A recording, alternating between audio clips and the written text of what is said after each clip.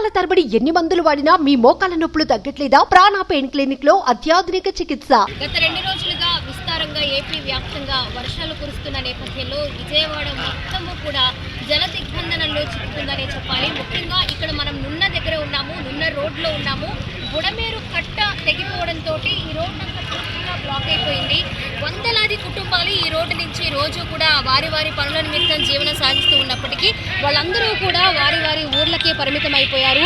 ఒక వ్యక్తి మనము బైక్ నుంచి తీసుకొని వస్తున్న సందర్భాన్ని మనం చూస్తున్నాము. ఆయన ఇటువైపు ఈ ఊరికి సంబంధించిన అతను.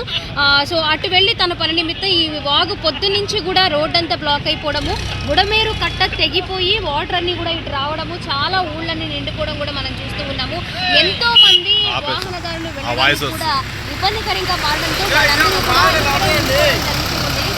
సో అధికారులు కూడా సమాచారం అందించాము. వాళ్ళందరూ వస్తే కొంచెం ఈ వాటర్ నుంచి బయటికి, అంటే ఇటువైపు ఉన్న వాళ్ళు అవతల వైపుకు వారి ఊరికి వెళ్ళడానికి కూడా ఏర్పాట్లు చేయాలని కూడా ఇక్కడ బ్లాక్ అయిపోయిన వాళ్ళు అయితే చెప్తూ ఉన్నారు.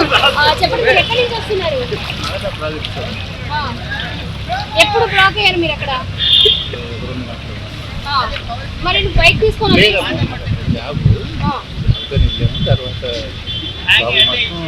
చల్లారిన తర్వాత కుంగిపోయింది.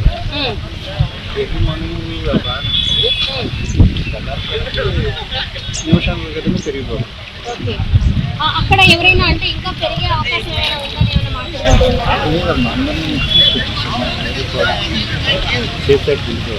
ఓకే, ఎంతమంది ఉండొచ్చు అండి అక్కడ?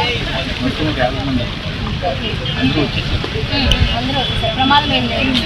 ఓకే, సో చూసుకోవచ్చు ముందుగా అంటే మార్నింగ్ నుంచే ఈ రోడ్ అంతా బ్లాక్ అవ్వడము, వాటర్ ఉధృతి కూడా పెరిగిపోవడం బట్టి ముందుగానే అధికారులు అక్కడ ఎవరైతే వర్క్ చేస్తూ ఉన్నారో వాళ్ళందరికీ కూడా సేఫ్ సైడ్ క్లియర్ చేశారు అని కూడా చెప్తూ ఉన్నారు. మనం చూసుకోవచ్చు ఒక మోకడ లోతు కంటే కూడా మనిషి పూర్తిగా సగం వరకు నిండిపోయేలాగా ఇక్కడ రోడ్ అంతా నిండిపోయింది. ఇంకా వాటర్ ఎక్కువగా వచ్చే అవకాశం ఉండడంతో అటు నుంచి ఇటువైపు కానీ ఇటు నుంచి అటువైపు కానీ ఎవరు కూడా వెళ్లకుండా జాగ్రత్తలు తీసుకోవాలి, కొంచెం కేర్గా ఉండాలి అని కూడా చెప్తూ ఉన్నారు అధికారులు. మొత్తంగా మనం చూసుకోవచ్చు మంత్రి లోకేష్ టీం కూడా ఎక్కడైతే లోతట్టు ప్రాంతాల్లో మునిగిపోయి ఉన్నారో, ప్రజలు ఇబ్బంది పడుతూ ఉన్నారో వాళ్ళందరికీ కూడా వెంటనే సహాయక చర్యలు చేపట్టడంతో పాటు వారిని ఎక్కడైతే వాళ్ళకి పునరావాస కేంద్రాలు ఏర్పాటు చేశారో ఆ విధంగా వాళ్ళని తరలించేలాగా ఏర్పాట్లు కూడా చేస్తూ ఉన్నారు. మరి ఈ రోజు సెప్టెంబర్ 1వ తారీఖు మధ్యాహ్నం నుంచి కూడా వర్ష ఉధృతి పెరిగే అవకాశం ఉండడంతో ముందుగానే ఎక్కడైతే వాటర్ బ్లాక్ అయిందో, ఇళ్లలోకి నీరు చేరిందో, లోతట్టు ప్రాంతాలన్నీ జలమయమయ్యాయో ప్రజలు కూడా ఇబ్బంది పడకుండా వెంటనే కూడా సహాయక చర్యలు స్పీడప్ చేశారు. మొత్తంగా మరొక వాయనాడుగా విజయవాడ పరిస్థితి ప్రస్తుతం కనిపిస్తూ ఉంది. కెమెరా పర్సన్ వినయ్తో స్వాతి, సుమన్ టీవీ, నున్న నుంచి.